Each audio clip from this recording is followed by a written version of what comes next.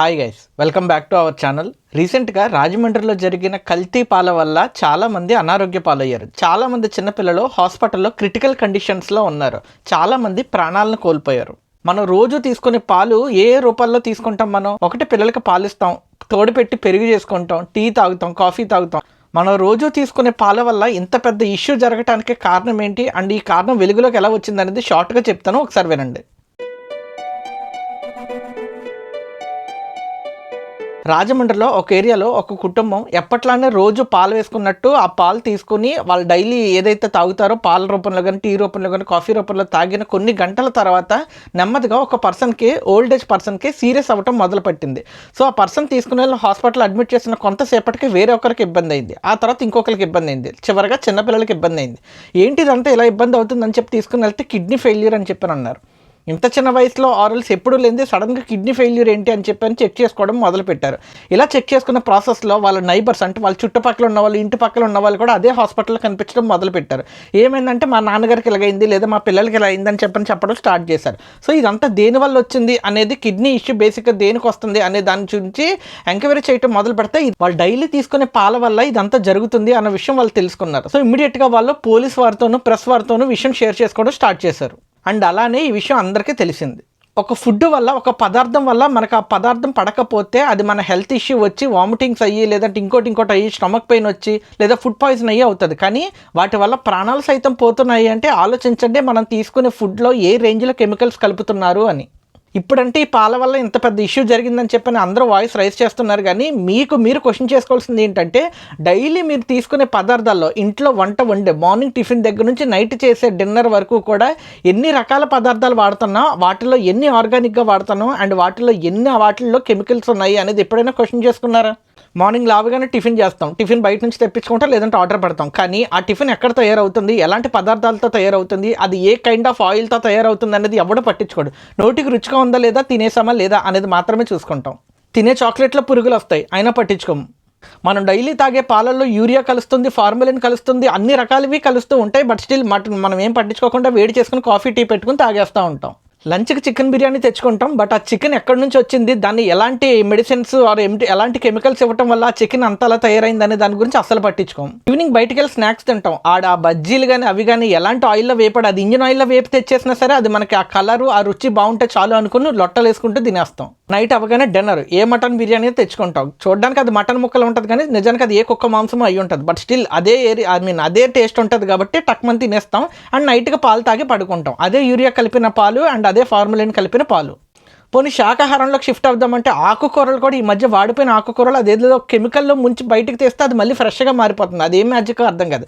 So అలాంటి వాటన్నిటిని తిని మన బాడీని మనమే చెడదొబ్బుకుంటున్నాం. అండ్ వీటికి ఎవ్వరూ అతీతులు కాదు. ఇన్ని సొల్లు కబుర్లు చెప్తున్నాను. నేను కూడా ఈ వీడియోకి ముందు దయపూరి 2 ప్లేట్లు దొబ్బు తిని వచ్చి ఈ వీడియో చేస్తున్నాను.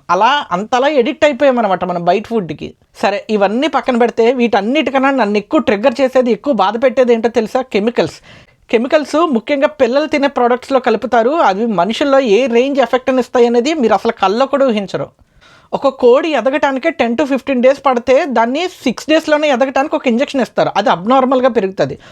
ఒక ఫ్రూట్ దానికున్న రుచి రావడానికి, అది పూర్తిగా పండుగ మారటానికి దానికంటూ కొంత టైం పడుతుంది. బట్ ఆ టైంని కూడా కిల్ చేసేస్తూ దాన్ని తగ్గించి దానికి ఒక ఇంజెక్షన్ ఇచ్చి, దానికి ఒక కెమికల్ ఇచ్చి, దాన్ని ఇంకా ఫ్రూట్ కరెక్ట్గా మంచి కలర్ వచ్చేలా తయారు చేసి జనాలకు అమ్మేస్తున్నారు అండ్ అది మనం తినేస్తున్నాం. కానీ ఆ కెమికల్ బాడీని, మనుషుల్ని, పిల్లల్ని ముఖ్యంగా ఎంత ఎఫెక్ట్ చేస్తుంది అనేది ఎవరికి తెలియదు. ఈ కెమికల్స్ వల్ల, ఈ ఫార్మలిన్స్ వల్ల అబ్నార్మల్గా కోళ్ళు ఎలా అయితే పెరుగుతున్నాయో, అబ్నార్మల్గా వెజిటేబుల్స్, ఫ్రూట్స్ ఇవన్నీ ఎలా పెరుగుతున్నాయో మనిషి ఒంట్లో కూడా అలానే భాగాలు పెరిగిపోతూ ఉంటాయి.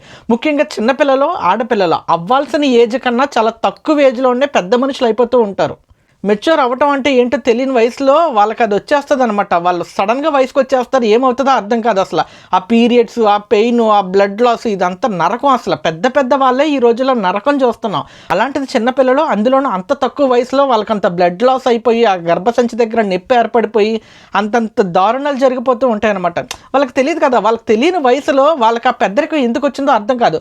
వాళ్ళు అస్సలు ఊహించలేని వయసులో వాళ్ళకి ఆ శరీర భాగాలు ఎందుకు పెరుగుతున్నాయో అర్థం కాదు. వాటి మీద చెత్తన కొడుకులు చూపులు ఎందుకు పడుతున్నాయో వాళ్ళకి అసలు అర్థం కాదు. దీనివల్ల వాళ్ళకి స్పర్శ తెలియదు, గుడ్ టచ్కి బ్యాడ్ టచ్కి తేడా తెలియదు, వాళ్ళ వయసుకి వాళ్ళకున్న పసితనానికి అవి ఎందుకు వాళ్ళని ఇబ్బంది పెడుతున్నాయి అనేది వాళ్ళకి అస్సలు తెలియదు. అండ్ ఇందులో ఇంకొక డార్క్ సైడ్ ఏంటో తెలుసా, బేసిక్గా చిన్నపిల్లలు, ఆడపిల్లలు 10 to 12 years or 15 years ఉన్న పిల్లలు చిన్నపిల్లలానే ఉండాలి. అసలు వాళ్ళ చిన్నపిల్లలా ఉండకుండా వాళ్ళ వయసుకు లేని అండ్ వాటికి సంబంధం లేని ఎక్స్ప్రెషన్స్ ఇస్తూ వాళ్ళకి లేని అవయవాలు ఉన్నాయి అనుకుని ఎక్స్పోజ్ చేసుకుంటూ ఏందో పిల్లలు అసలు అలా దరిద్రం అయిపోయింది, అంతరించిపోయింది అనమాట. వీటన్నిటికీ కారణం మనం తీసుకున్న ఫుడ్లో ఉన్న కెమికల్స్. ఆ కెమికల్స్ మన బాడీని అబ్నార్మల్గా తయారు చేసి శరీర భాగాలని లేదా లోపల ఉన్న ఏంటది అంటారో హార్మోన్స్ని వాటిని ఉన్న వయసు కన్నా ఎక్కువ వచ్చేసేలా చేస్తాయి అనమాట. చిన్న వయసులోనే చాలా చాలా పెద్ద విషయాల్లో చిన్నపిల్లలు ఈ రోజుల్లో ఇన్వాల్వ్ అయ్యి ఉన్నారు. అవి ఏంటనేది మీకు కూడా బాగా తెలుసు. హార్మోన్ ఇంబ్యాలెన్స్ వల్ల జరిగే దరిద్రాలు ఇండియాలో తప్ప ఇంకెక్కడ జరగవేమో అనిపిస్తుంది. 10th క్లాస్కే పెళ్లి చేసుకుని లేచిపోయి వెళ్ళిపోతూ ఉంటారు, 9th క్లాస్కే ప్రెగ్నెంట్ అయిపోయి ఉంటారు, ఇంకా 10th క్లాస్ కూడా పాస్ అవ్వరు, అప్పుడే ఫిలాసఫీ మాట్లాడుతుంటారు, లైఫ్ అంటే ఏంటో మాట్లాడుతుంటారు, రియల్ లవ్ ట్రూ లవ్ అంటే ఏంటని చెప్పి ఇన్స్టాగ్రామ్లో స్టేటస్లు పెడతా ఉంటారు. వీటన్నిటికన్నా బాధాకరణమైంది అంత దరిద్రమైంది ఏంటో తెలుసా, చిన్నపిల్లలు అది అబ్బాయిలైనా అమ్మాయిలైనా సరే హార్మోన్ ఇంబ్యాలెన్స్ వల్ల వాళ్ళ వయసుకు మించిన పనులు ఎక్కువ చేస్తున్నారు. లెట్స్ సే ఫర్ ఎగ్జాంపుల్ అబ్బాయి అయితే గంజాయిలు తాగుతున్నారు, చిన్న వయసులోనే స్మోక్ మొదలు పెట్టేస్తున్నారు, చాలా పెద్ద పెద్ద అలవాట్లు చిన్న వయసు నుంచే స్టార్ట్ చేసేస్తున్నారు. మొన్నడు ఎవడో 8th క్లాస్ పిల్లోడు అప్పటికే 3 అమ్మాయిలని ప్రెగ్నెంట్ చేసి ఉన్నాడంట. ఇమాజిన్ వాడు వాడి ఐడియాలజీ ఏ రేంజ్లో ఉందో చూడండి, వాడికున్న హార్మోన్స్ ఏ రేంజ్లో కొడుతున్నాయో చూడండి. ఆడపిల్లలు చిన్నపిల్లలు వాళ్ళకున్న వయసుకి హ్యాపీగా 2 పిల్లకలు వేసుకుని స్కూలు, ఆడుకోవడం, గ్రౌండ్, అమ్మ నాన్నలతో టైం స్పెండ్ చేయడం, ఫ్రెండ్స్తో సినిమాలు చూడడం, ఇది మాత్రమే, కార్టూన్స్ చూడడం లాంటివి కాకుండా వీటన్నిటికీ దూరంగా ఉంటూ ప్రతి చిన్నపిల్లకి ఒక ఇన్స్టాగ్రామ్ అకౌంట్, వాళ్ళ ముందు ఇలాంటి లైట్ ఒకటి అండ్ దాని మీద వాళ్ళు వికృత చేష్టలతో కూడుకున్న డ్యాన్సులు, ఎక్స్పోజింగ్లు, ఆ వయసుకి అసలు ఏమాత్రం పరిచయం లేని ఏంటది బోల్డ్ ఎక్స్ప్రెషన్స్తో సహా డ్యాన్స్ చేస్తారు. డబల్ మీనింగ్ డైలాగులు, దరిద్రగొట్టు డ్రెస్సులు, అవి పనికిమాలిన ఎక్స్ప్రెషన్స్, ఇవన్నీ పెట్టి ఇన్స్టాగ్రామ్లో రీచ్ తీసుకోవడానికి ట్రై చేస్తూ ఉంటారనమాట. ఇదేంటి అని పేరెంట్స్ ప్రశ్నిస్తే వాళ్ళకే ఎదురు తిరుగుతారు అండ్ వాళ్ళనే కొట్టడానికి కూడా ముందుకు వెళ్తారనమాట. అంత దరిద్రంగా దిగజారిపోయాం మనం. ఇది పేరెంటింగ్ ప్రాబ్లం అనాలా, లేకపోతే పిల్లల ఆలోచనలో ఉన్న ప్రాబ్లం అనాలా, హార్మోనల్ ఇంబ్యాలెన్స్ అనాలా, లేకపోతే అబ్నార్మల్గా పెరుగుతున్న వాళ్ళలో ఉన్న చేంజెస్ అనాలా, అర్థం కాదు. దీనికి ఆన్సర్ ఎన్ని జనరేషన్స్ వెళ్ళినా కానీ ఇంకా పెరుగుతుందే తప్ప దీనికి ఆన్సర్ ఎప్పటికే రాదు అన్న విషయం అయితే నాకు క్లియర్గా అర్థమవుతుంది. ఎందుకంటే ఒక ఎండ్ అంటూ ఉండదు దీనికి. Alright, coming back to the topic, ఇలాంటి కెమికల్స్ అన్నీ కూడా పాలల్లోనూ మనం రోజు తీసుకునే ఆహారాల్లో కలపడం వల్ల మనుషులు ప్రాణాలు కోల్పోతున్నారు, కిడ్నీస్ ఫెయిల్యూర్ అయిపోతున్నాయి, లంగ్స్కి అటాక్ అవుతుంది. సో ప్రతిదీ జరుగుతుందంట. సో చూస్ వైజ్లీ, ఏ ఫుడ్ తింటున్నాం, ఎలాంటి ఫుడ్ తింటున్నాం అనే దాని మీద జాగ్రత్త వహించండి. కుదిరినంత వరకు ఆర్గానిక్ ఫుడ్ని తినడానికి మాత్రమే ట్రై చేయండి. బాగా గుర్తుపెట్టుకోండి, మనం రోజు తాగే మంచినీళ్ళు కూడా మన బాడీకి పడవు మనం వేడి చేసి తాగకపోతే. సో కుదిరినంత వరకు హాట్ వాటర్ మాత్రమే తీసుకోవడానికి ట్రై చేయండి. పిల్లలకు కూడా హాట్ వాటర్ మాత్రమే ఇవ్వడానికి ట్రై చేయండి. రాజమండ్రిలో జరిగిన ఈ ఇష్యూ గురించి చాలా మందికి తెలిసింది అండ్ సీఎం, కలెక్టర్తో సహా అందరూ రెస్పాండ్ అయ్యారు అండ్ దీని మీద ఒక ఎంక్వైరీ కూడా వేశారు. అది ఇంకా జరుగుతూనే ఉంది. లెట్స్ సీ ఫైనల్ రిజల్ట్ ఏమొస్తుంది అనే దాని మీద డిపెండ్ అయి ఉంటుంది. సో దాని గురించి కూడా ఒక వీడియో చేయడం జరుగుతుంది. బట్ ఎవరు బయట నుంచి ఎన్ని చేసినప్పటికీ కూడా మనలో ఉన్న క్రేవింగ్సే కొన్నిటికి కారణం అవుతాయి. బాగా గుర్తుపెట్టుకోండి, ఏదైనా చూడగానే తినేయాలనిపించడం, పానీపూరి బండి దగ్గరికి వెళ్ళగానే ఆ వాసనకి ఇమీడియట్గా అక్కడికి వెళ్ళి కూర్చోవడం అండ్ అన్హెల్దీ ఫుడ్ని, ఆయిలీ ఫుడ్ని ఎక్కువగా తీసుకోవడం వల్ల మన బాడీని మనమే బర్బాద్ చేసుకునేటోళ్ళం అవుతాం. సో ప్లీజ్ మీకు నచ్చిన ఫుడ్ తినండి, నచ్చినట్టే తినండి, కానీ కొద్దిగా కాన్షియస్గా ఉండి చూసుకోండి. కొద్దిగా కాన్షియస్నెస్తో తినడానికి ట్రై చేయండి. ముఖ్యంగా తిండిబోతులు నాలాంటి వాళ్ళు నోరు కట్టుకోవడానికి ఎక్కువగా ట్రై చేయండి. నాకు అంత ఈజీగా నోరు ఆగదనమాట. ఎక్కడికైనా వెళ్ళి ఏదైనా చూసానంటే ఇంకా కావాల్సింది అది. ఎంత దరిద్రగొట్టే పరిస్థితుల్లో ఉన్నప్పటికీ కూడా, ఆ స్టాల్ ఎంత డ్రైనేజ్ పక్కన ఉన్నప్పటికీ కూడా నాకు పానీపూరి అన్న, పెరుగుపూరి అన్న, ఈ దహిపూరి అన్న వెళ్ళిపోతాను అనమాట అలాగా. సో ఇలాంటివన్నీ తగ్గించుకోండి, నేను కూడా తగ్గించుకోవడానికి ట్రై చేస్తాను. That's it for today. ఈ వీడియో మీకు నచ్చితే లైక్ చేయండి. మీకు సాధ్యమైనంత వరకు ఈ వీడియోని మీ ఫ్రెండ్స్ అండ్ ఫ్యామిలీకి షేర్ చేయండి. అండ్ దీని గురించి మీరేమనుకుంటున్నారో, ఎలాంటి వాటిల్లో కల్తీ జరుగుతుంది అనుకుంటున్నారు అనేది కామెంట్స్లో మెన్షన్ చేయండి. అండ్ కుదిరితే సబ్స్క్రైబ్ చేసుకోండి. This is J signing off from now to talks. Thank you.